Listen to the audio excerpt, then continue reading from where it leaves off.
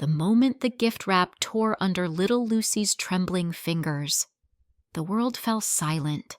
No carols, no crackling fire, just the soft rip of paper as she peeled back each corner, her wide blue eyes shining with the kind of hope only a 7-year-old can hold. For an instant, her lips curved into that innocent, Santa might really be out there smile that warmed my heart. But when she lifted the lid, her smile vanished, replaced by bewilderment and then something deeper hurt. The box lay utterly empty, its plain cardboard bottom mocking her wonder. I felt my pulse hammer in my ears, words of apology caught like splinters in my throat, before I could move. Grandfather William's harsh laugh cut through the room. He settled deeper into his wingback chair by the fireplace and sneered. "Kids like her don't deserve presents. The world's full of takers." My stomach lurched as Lucy froze, her tiny shoulders stiff. Her mittened hands hovered over the empty box, as if searching for a hidden toy. Then Aunt Diane, scrolling on her phone, snorted. "She's just like her mother, always expecting handouts." Each cruel syllable tightened the ache behind my eyes, but I forced my gaze back to Lucy. She wasn't crying yet, but her chin quivered, and tears glistened in her big, honest eyes. In that frigid living room, under the glow of the Christmas tree, I realized that no matter how fiercely I'd hoped for a normal holiday, they still saw only my divorce, my failures never the bright, creative girl beside me. And as Lucy folded her little hands into her coat pockets, I knew this night would change us all forever. The afternoon sunlight filtered through lace curtains, casting delicate patterns on the polished hardwood floor. I watched Lucy clutch the gift box to her chest, her small fingers tracing the edges as if feeling for magic, just moments before. She had greeted the holiday with that unmistakable spark of wonder, her bright blue eyes wide, her chestnut curls bouncing with every hopeful breath. I could almost believe, for a heartbeat, that any family could set aside its disappointments and cold murmurs to share in her excitement. After all, isn't that what Christmas is supposed to be? A promise, however fragile, that warmth and joy might still find you even when you've been told you don't deserve them. Lucy's smile shimmered with possibility as she tugged at the corner of the glossy wrapping paper. To her, that paper wasn't just a barrier between expectation and reality. It was a threshold to belief itself, proof that someone, somewhere, still cared enough to wrap a present just for her. I remembered her laughter in our tiny apartment, the pride in her voice when she asked if Grandpa Robert would like her hand-drawn cards, the way she practiced spelling Aunt Diane so each envelope would look perfect. In those moments, I dared to imagine that my childhood wounds, the rift between my father and me, might finally soften, that my daughter's innocence, her unwavering faith in family, could melt the icy reserve that had settled in our home over the years. But reality has a way of intruding, doesn't it? As Lucy lifted the lid, her face shifted confusion first, then that deeper ache no child should know. The box was empty. Plain cardboard stared back at us, unadorned by tissue paper, unsoftened by a single ribbon. I felt my heart seize as if squeezed by an unseen hand. My words died in my throat as a bitter laugh cut across the hushed room. There, in his familiar wingback chair, sat Grandpa Robert, Grandpa. His voice was cold, clipped like the winter wind outside. "Kids like her don't deserve presents," he said, arms folded, gaze fixed on the fire's glow rather than my daughter's forlorn eyes. Lucy's shoulders drooped, her hopeful expectancy crumbled in an instant. She hesitated. glancing at me as if seeking permission to believe there must be a mistake. But Aunt Diane's snort shattered that last flicker of illusion. "She's just like her mother," Diane muttered, not even looking up from her phone. Always expecting handouts, each syllable landed like a hammer blow to the fragile structure of hope I had so carefully built for Lucy. In that silent beat between heartbeats, I realized my own foolishness. I had dragged her here believing that love could be forced into a room by holiday cheer alone. That 2 years of distance might have softened their hearts. Instead, I'd introduced her to the very cruelty I'd hoped to shield her from. Lucy didn't cry. She folded her lips into a determined line, eyes glistening with unshed tears. I watched her inhale, summoning the last of her courage, and though her small frame trembled, she stood a little taller than I had seen her in days. In that moment, I envied her strength, for despite the echoing snickers and derision, she hadn't lost faith in human kindness. She simply paused, processing the wreckage of her hopes, and tucked that silent sorrow away like the most precious gift she'd ever received. As the family returned to their routines, coughing polite coughs, shifting uncomfortably in their seats, I looped my arm around Lucy's slender shoulders. Her breath was shaky, but when she leaned into me, her resilience warmed my heart more than any perfectly wrapped present ever could. In the hush that followed, I vowed that no empty box, no biting remark, would ever steal her capacity to believe again, because in her shattered hope, I saw not despair, but the quiet promise of a strength that would carry her far beyond this room, far beyond the sting of disappointment, into a world where her kindness would always find its way home. The silence in the living room was suffocating, so heavy that every tick of the mantel clock sounded like a gunshot. Yet Lucy did not flinch. She stood in the center of the room, clutching a single folded sheet of paper like it was the most precious thing she'd ever held. Ever since she realized her first gift box lay empty, her small shoulders had straightened, her chest rose and fell with a new determination, and her bright blue eyes, though glistening, held an unwavering calm. Emma watched her daughter's back, heart pounding with a mixture of pride and terror. 2 years of distance from her father, Grandpa William, had done little to soften him, but here was Lucy, a 7-year-old armed only with love and a crayon drawing, ready to face him head-on. Every ounce of pity in Emma's throat screamed for her to step forward, to wrap her arms around Lucy and flee this cold, impersonal house. But she stayed rooted, unwilling to rob Lucy of her moment. "Grandpa," Lucy said, her voice barely above a whisper but steady enough to carry across the room. The paper unfolded slowly in her small hands, revealing a drawing of her grandfather holding hands with Emma and Grandma Helen beneath a sky of stars. Each star was colored golden yellow, and a single bright blue bloom, the forget-me-not her grandmother always wore, rested in the corner.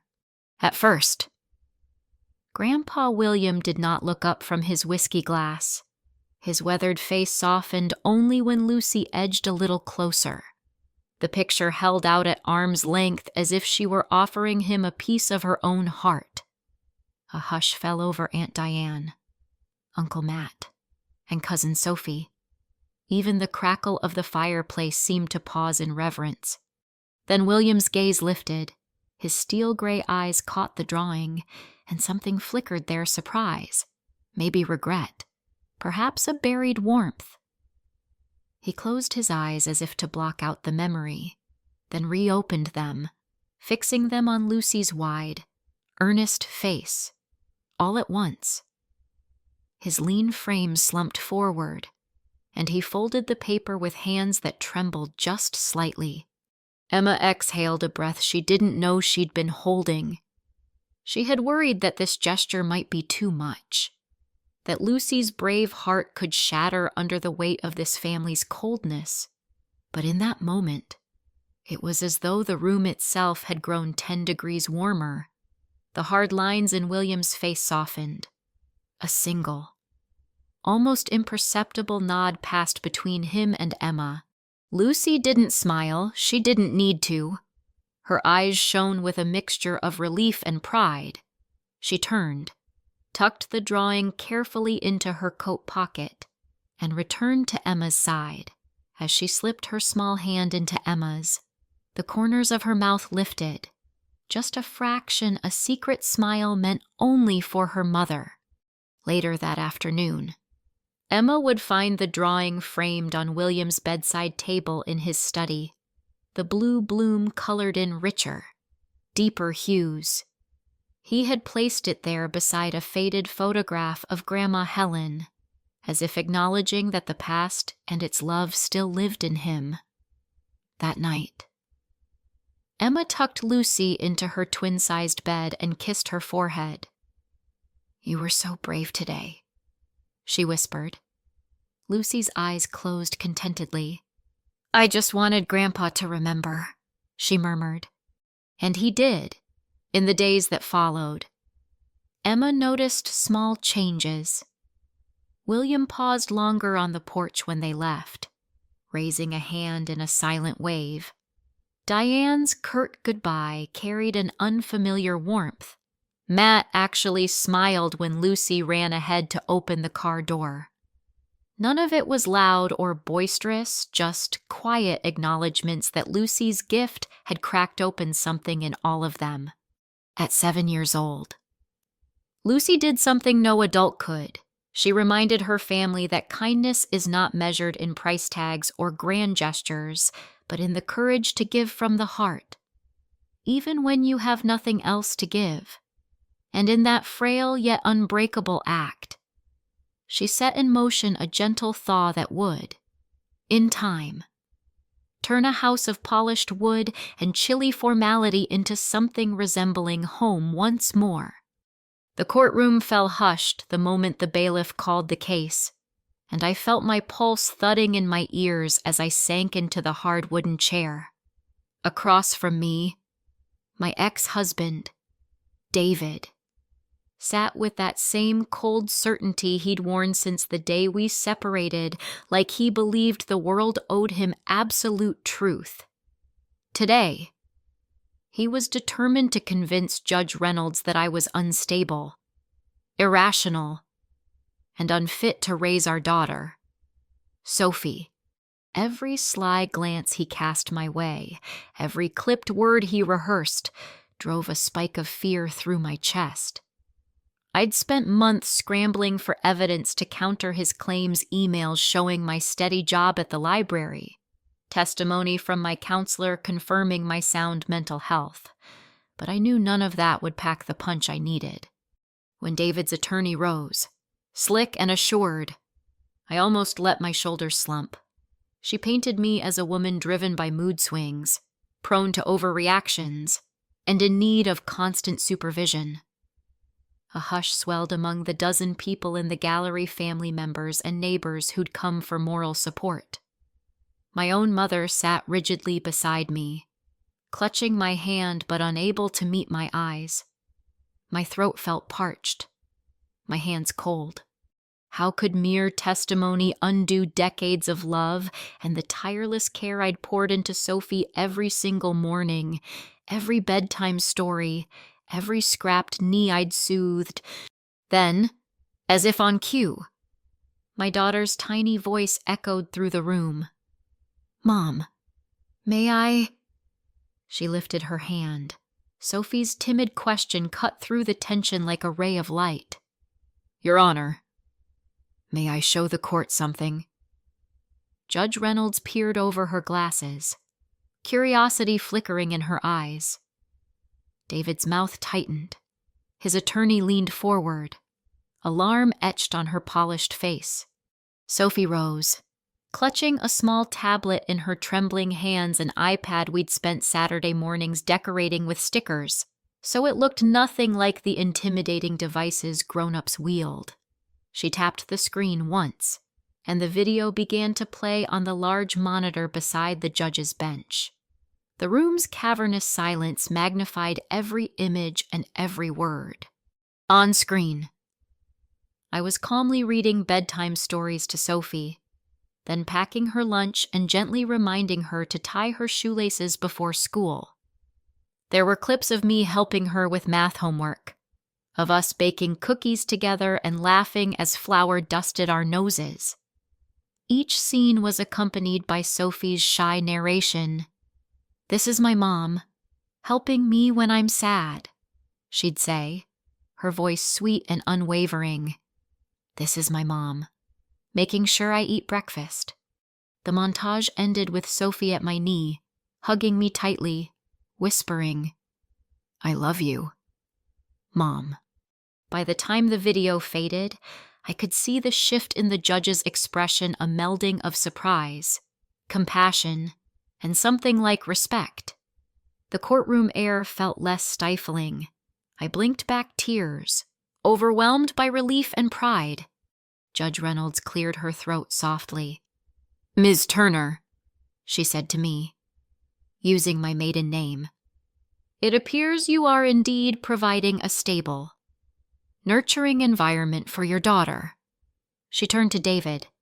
"Mr. Williams, do you have any evidence to refute what Ms. Turner's daughter has just presented?"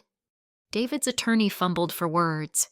He shook his head, awkwardly folding his arms as if to shield himself. David himself averted his gaze. In that moment, the facade he'd erected crumbled, revealing a man who could not contest a 7-year-old's honest testimony. The judge exhaled, then addressed the courtroom. "I will take this video into consideration alongside all other evidence," she announced. "But I must say, a child's love and confidence in her caregiver is among the strongest forms of proof I have encountered." Relief washed over me like sunlight breaking through storm clouds when the gavel finally came down, granting me primary custody with reasonable visitation rights for David. I felt Sophie's hand slip into mine. Her small fingers curled around mine with the same gentle certainty that had guided her through the video. As we left the courtroom, Sophie glanced up at me and whispered, "Mom, I knew you'd be okay." I squeezed her hand, my heart full. In that moment, I understood that no amount of accusation could outweigh the truth of a child's love, and that sometimes the most powerful evidence comes not from lawyers or experts, but from a little voice brave enough to speak from the heart. The courtroom was stiflingly quiet as I sat at the defense table, my heart pounding in my chest the way it did when I first brought Ethan home from the hospital 6 years ago. Across from me, Mark, my ex-husband, leaned forward, suit jacket unbuttoned. Eyes cold with determination, he'd hired the best attorney he could afford and was arguing that I was unstable and unfit to parent our 2 children. I swallowed hard, clenching and unclenching my fists in my lap, praying I could hold myself together long enough to show the judge the truth. Mark's lawyer took the stand first, in a measured, practiced voice. She painted a picture of a scatterbrained mother late to school pickups, scattered at parent-teacher conferences, prone to overreactions over minor sibling squabbles. She produced emails from my therapist taken out of context, and a few out-of-focus photos of my apartment in disarray after a particularly stressful week. Every word stung, echoing off the wood-paneled walls and bouncing back at me. My mother sat beside me, her hand warm on my shoulder but her expression guarded, as if afraid to betray any emotion in a public venue. When my turn came, I poured out what any mother's heart contains, the countless jogs to the playground, the late-night coughs soothed with honey and warm milk, the math lessons I patiently repeated until my son's eyes finally lit with understanding. I spoke of bedtime rituals, stories read under dim lamplight, blankets tucked just so, and of the breakfast pancakes I flipped on Saturday mornings so Lily and Ethan would have something sweet to start their weekends. My voice wavered when I described holding Ethan's hand as he learned to ride his bike, the exhilaration in his grin the moment he pedaled away on his own. Still, I could see the judge's stern gaze lingering on the therapist's report displayed on the courtroom monitor. It felt like every small mistake I'd ever made was magnified under that harsh fluorescent lighting. I sank back into my seat, feeling heavy with doubt. That's when something unexpected happened. Ethan, my 10-year-old son, rose from his chair beside me. My breath caught. He'd been quiet through the morning's proceedings, fingers drumming nervously on the table. Now he cleared his throat, voice steady. Your Honor, may I? Judge Matthews, an imposing figure with silver hair pulled into a neat chignon, looked over her glasses, surprise softening her expression. Mr. Thompson. Ethan nodded and walked carefully to the front of the courtroom, holding out a single, cream-colored envelope. The hush was absolute. Even Mark's attorney paused mid-sentence, eyebrows raised in disbelief. Ethan lifted the envelope and handed it to the bailiff, who in turn delivered it to the judge. My mom didn't tell me to do this, Ethan said, looking directly at Judge Matthews. I wrote this letter all by myself. Judge Matthews broke the seal and unfolded the paper. The room felt as though it were holding its breath. As she began to read, a slow, stunned shift passed over her face. I recognized the handwriting instantly, my son's careful, looping cursive, and the sentiment poured out in black ink how my mother's hugs had comforted him on the first day of kindergarten. How she stayed up nights when he had nightmares. How she celebrated Lily's piano recital with tears of pride. At the bottom, Ethan had written, Please don't let them take my mom away. I need her. A tremor passed through the judge's hands. For the first time that morning, the rigid lines around her mouth softened. She folded the letter with an almost reverent care and placed it on the bench. The gallery, packed with neighbors and distant relatives, watched in respectful silence. Judge Matthews cleared her throat. Mr. Williams. She addressed Mark directly, her voice measured but firm. Do you have any evidence to contradict the heartfelt testimony of this child? Because, in my experience, the bond between a parent and child demonstrated so clearly speaks more truth than any expert report. Mark shifted uncomfortably, glanced at his attorney, and then looked away. He had nothing to offer. The judge leaned back, folding her hands in her lap. In light of this, she said, I am granting primary custody to Ms. Thompson, with reasonable visitation for Mr. Williams. This letter will remain in the court record as evidence of the children's best interests. Relief washed over me in a dizzy wave.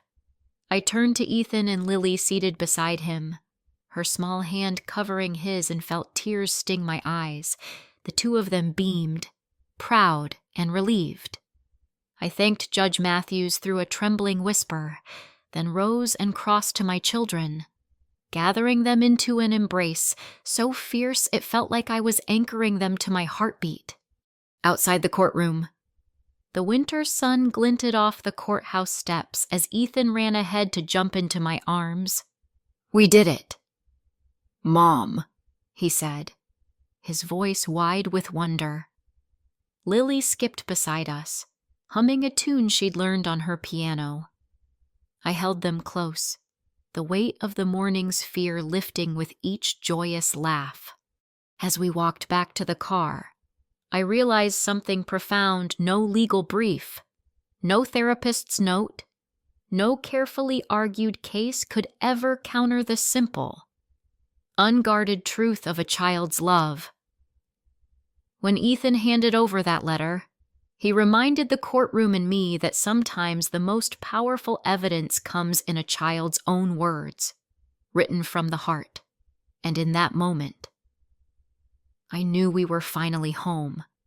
The old high school auditorium smelled of popcorn and varnish as Abigail stepped onto the stage, clutching the frayed edges of her rented dress.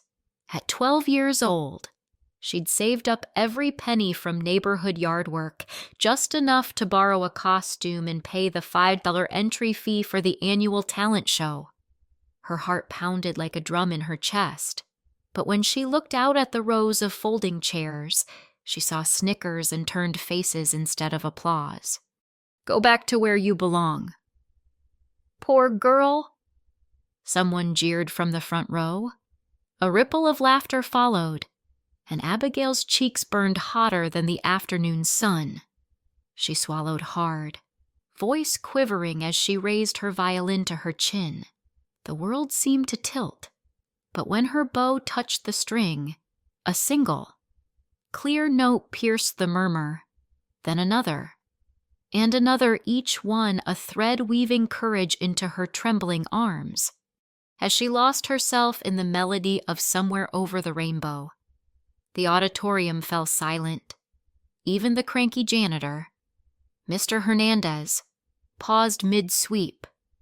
Broom in hand, Abigail's music soared, carrying memories of quiet afternoons with her grandmother, who'd taught her to play on a battered instrument passed down from generations.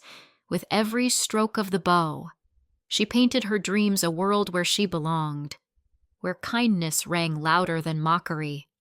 When the final note faded, there was a heartbeat of stillness, then a single clap. Abigail's chest tightened, hope flickering. The clap turned into murmured applause, but most hands remained folded. She dared a glance at the judge's table and caught the eye of Mr. Thompson, a retired symphony conductor invited to adjudicate the night. His expression was unreadable until he stood, straight-backed and deliberate, and began to clap. One by one, the other judges followed. Then a handful of parents rose, then more, until the entire auditorium pulsed with genuine appreciation. Abigail's violin slipped from her shoulder.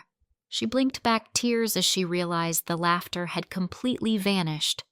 After the show, a circle of students clustered around her.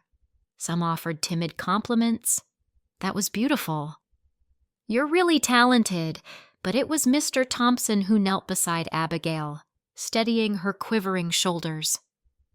"Young lady," he said, voice gentle yet firm, "your courage tonight outshines any fancy costume. You reminded us all why music matters." In the days that followed, the story of the poor girl who played her heart out spread through Maplewood like wildfire. The local newspaper ran her picture under the headline, "Violinist with Grit Steals the Show," and the school's music teacher arranged for Abigail to receive a proper violin of her own, one polished and perfectly fitted to her small frame. Well-wishers donated concert tickets and private lessons, and soon Abigail was invited to perform at community events all over town.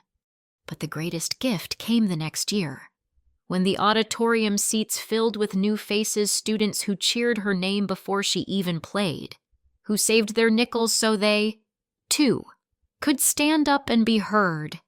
And Abigail, now clothed in her own dress and carrying her own violin, led them in a mighty rendition of "Lean on Me," her bow dancing across the strings with a confidence born from that pivotal night. Looking back, Abigail would tell you it wasn't just the stranger's applause that changed her world, it was the moment someone in authority chose to recognize her worth, in front of her peers. Mr. Thompson's simple act of standing drew a line in the sand. Mockery had no place here. Talent and heart did.